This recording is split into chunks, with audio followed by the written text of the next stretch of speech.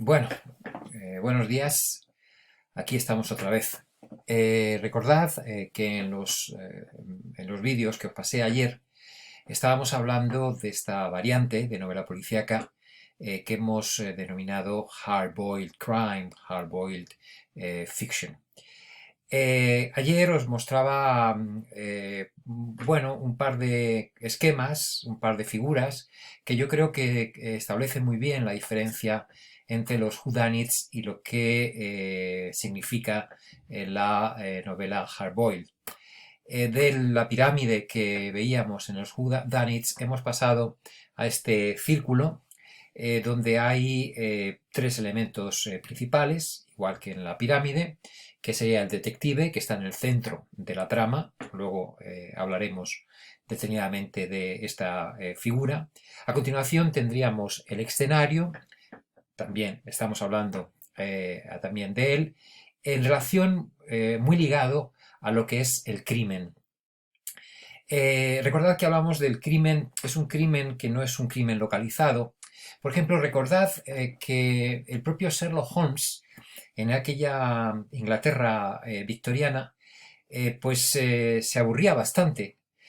Por eso se pasaba horas muertas tocando el violín y por eso también se chutaba esa 7% solution que de alguna manera, con la que de alguna manera combatía el aburrimiento. ¿Y por qué estaba aburrido? Porque realmente no se cometían suficientes crímenes en aquella Inglaterra que pudiesen poner a prueba su capacidad de deducción, sus métodos de investigación. En cambio, en la hardboiled fiction, el crimen no es una anomalía, el crimen no es una alteración temporal de la realidad, sino que el crimen es algo continuo, algo que permea totalmente toda la sociedad. Se ha comentado que la novela hardboiled precisamente pudo nacer en los años de la ley seca, cuando la prohibición del consumo de alcohol convertía a prácticamente todos los americanos en delincuentes. Los que no traficaban con alcohol lo vendían y los que no lo vendían lo consumían. Por lo tanto, todo Estados Unidos parecía estar estrictamente fuera de la legalidad. Entonces, aquí se produce esta misma idea en este tipo de narrativa. Eso ha llevado a veces abundar en la idea de que el crimen, el enigma, el misterio, el caso que el detective debe investigar y debe resolver es simplemente una mera excusa para la descripción de una sociedad profundamente corrupta y para la descripción de un detective heroico o antiheroico. Por eso, a veces al hablar de novela policíaca se utiliza un término utilizado mucho por el propio Alfred Hitchcock en su cine, que es el término MacGuffin. En el famoso libro de entrevista, en la entrevista que lleva a cabo François Truffaut al director británico, Alfred Hitchcock saca el tema. La famosa cláusula secretaria de nuestro MacGuffin. Tenemos que hablar del MacGuffin. El MacGuffin es el pretexto, responde François Truffaut. ¿Verdad? Efectivamente, va a responder Alfred Hitchcock. Es un rodeo, un truco, una complicidad, lo que se llama un gimmick. Es decir, un microfilm robado, la estatua de un halcón maltés que todo el mundo piensa que vale una fortuna, son simplemente los MacGuffins, las excusas, para crear una trama criminal con un retrato de la sociedad y de sus personajes mucho más complejas. Más adelante, el propio Alfred Hitchcock abunda perdón, en esta definición. La palabra procede del music hall. Van dos hombres en un tren y uno de ellos le dice al otro: ¿qué es ese paquete que hay en el maletero que tiene sobre su cabeza? El otro contesta: ah, eso es un MacGuffin. El primero insiste: ¿qué es un MacGuffin? Y su compañero de viaje le responde: un MacGuffin es un aparato para cazar leones en Escocia. Pero si en Escocia no hay leones, le espeta el primer hombre. Entonces, eso de ahí no es un MacGuffin, le responde el otro. Es decir, el MacGuffin realmente no es nada. Es una excusa para crear una situación, para detonar una trama policíaca. En este sentido, yo quiero hacer aquí una gran salvedad. Es cierto que con frecuencia, sobre todo en la novela hard-boiled más clásica, estamos hablando de Dashiell Hammett, ahí tenéis un fotograma de la versión cinematográfica de Maltese Falcon con Humphrey Bogart, y en Raymond Chandler es cierto que al principio parece que el enigma es efectivamente una excusa simplemente, pero eh, yo creo que de esto se ha tendido a abusar mucho en la actualidad y que en una buena novela policíaca y en Dashiell Hammett y en Raymond Chandler ocurría, el crimen efectivamente y se iniciaba como excusa, pero evolucionaba hacia un enigma muy bien construido y que al final, pese a todas las dificultades, pese a todos los inconvenientes, quedaba al menos parcialmente esclarecido. Es el propio Alfred Hitchcock, otra vez, en el que insiste que efectivamente el crimen es una excusa, pero que tiene que dotar de dramatismo a la trama, a la trama, perdón, que debe ser lo suficientemente interesante para que atraiga la atención del espectador y que para que su solución no sea un absoluto desengaño. Él afirma: debe existir una especie de ley dramática cuando el personaje se encuentra realmente en peligro. En el desarrollo, la supervivencia de este personaje principal se convierte en algo que preocupa tanto que uno termina por olvidarse completamente del MacGuffin. Pero de cualquier manera, debe existir un peligro, pues en algunas películas, cuando se llega a la escena en lo que todo se explica, al final, por tanto, cuando se desvela el MacGuffin, los espectadores se echan a reír tontamente, silban o protestan.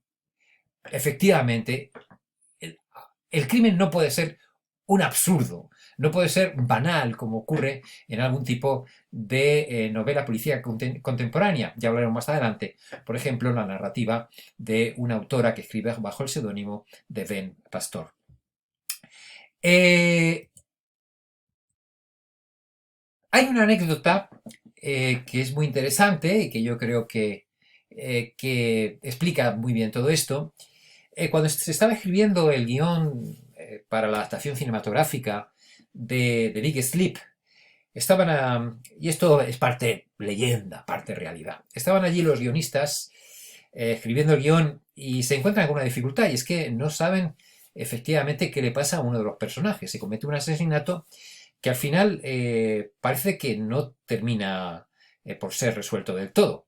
Recordad que entre estos guionistas estaba William Faulkner. Y entonces decidieron llamar al mismísimo Raymond Chandler, al autor de la novela, para preguntarle qué pasaba con este personaje.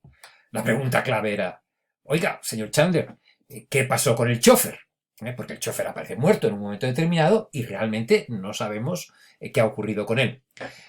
Parece ser que Raymond Chandler contestó algo así como: ni lo sé ni me importa. Esta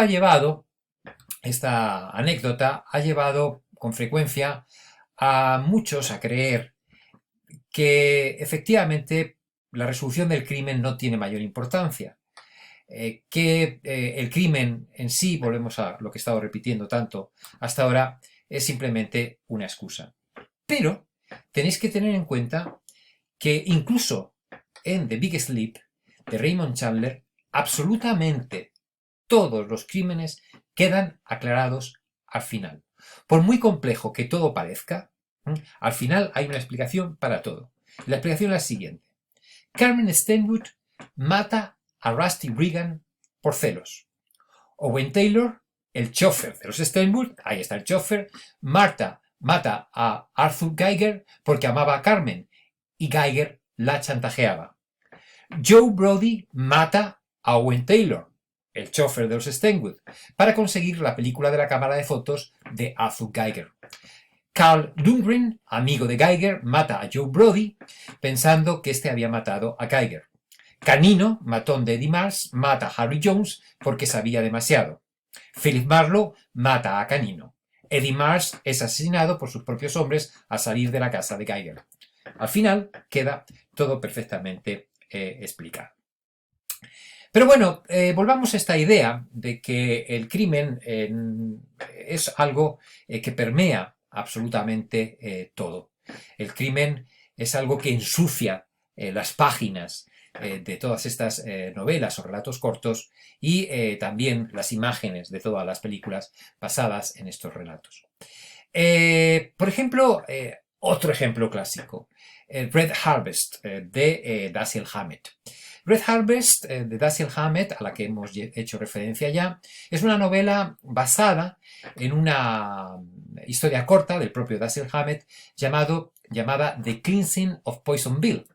El pueblo donde se desarrolla la acción es Personville, pero está tan corrupto, es tan sucio, que la gente le llama, en vez de Personville, de personas, le llama Poisonville, de veneno. La descripción que hace Dashiell Hammett a través de los ojos del detective de esta Poisonville, es inmisericordia. The city wasn't pretty.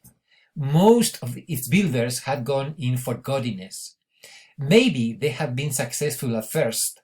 Since then, the smelters, whose brick stacks stack up tall against a gloomy mountain to the south, had yellowed and smoked everything into uniform dinginess.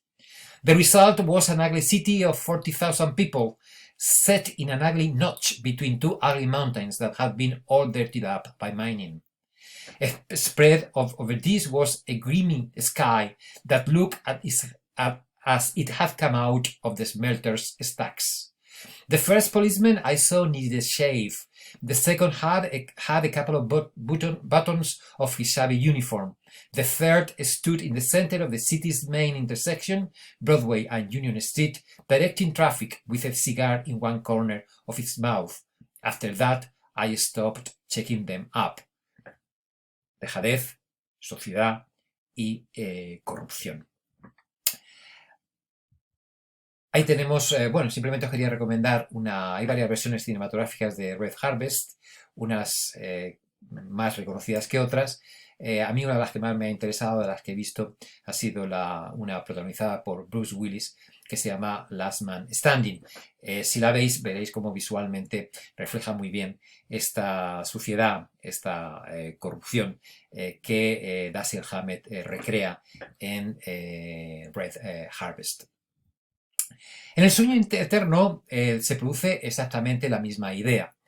El detective Philip Marlowe acude a casa de los Steinwood para un encargo. Parece ser que el general Steinwood le tiene que solicita su ayuda para un caso que en un principio parece bastante banal. Philip Marlowe es dirigido hacia una especie de invernadero donde el dueño de la casa debe permanecer debido a su condición física, debido a su enfermedad. Tiene que estar siempre sometido a muchísimo calor. The path took us along to the side of the greenhouse, and the butler opened a door for me and stood aside. It opened into a short vestibule that was about as warm as a slow oven. He came in after me, shut the outer door, opened an inner door, and we went through that. Then it was really hot. The air was thick, wet, steamy, and larded with the cloying smell of tropical orchids in bloom. The glass walls and roof were heavily misted, and big drops of moisture splashed down on the plants. The light had an unreal greenish color, like light filtered through an aquarium tank. The plants filled the place, a forest of them, with nasty, meaty leaves and stalks like the newly washed fingers of a dead man. They smelled as overpowering as boiling alcohol under a blanket. ¿Dais cuenta? Otra vez este escenario agobiante. Ahora seguimos con ello.